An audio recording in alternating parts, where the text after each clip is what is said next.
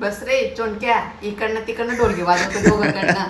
का ग मम्मी, मला एक सांग, ही पप्पांची प्लेट एवढी मोठी आहे, माझी प्लेट एवढी मोठी आहे, आणि मग तू अशी छोट्या प्लेटमध्ये का बा जेवण करते नेहमी? माझी प्लेट बघ आणि तुझी प्लेट बघ, नुसतं ॲडजस्टमेंट करून खाते तू दरवेळेस. हे आजचं नाही, मी तुला रोज बघतो.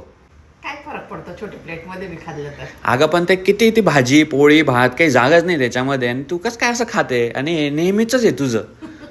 हे मीच नाही, प्रत्येक घरामध्ये प्रत्येक बाई जेवण करताना आहे ना, ती सगळ्यांना मोठे ताटं देईल पण स्वतःना लहान डिश मध्ये जेवण करेल.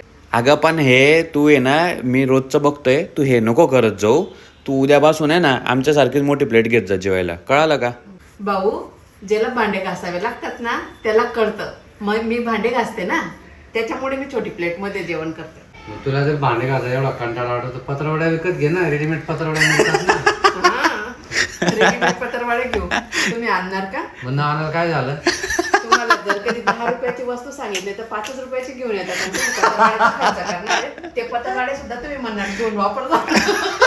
अगं माणूस हा प्राणी असा आहे की प्रत्येक काट कसं करू, त्याला संसार चालवा लागतं. बरोबर आहे, पप्पांचं म्हणणं एकदम बरोबर आहे मम्मी. मग मी पण तर काटकसरच करते ना छोट्या डिश. मम्मीचं पण म्हणणं बरोबर आहे बरं का.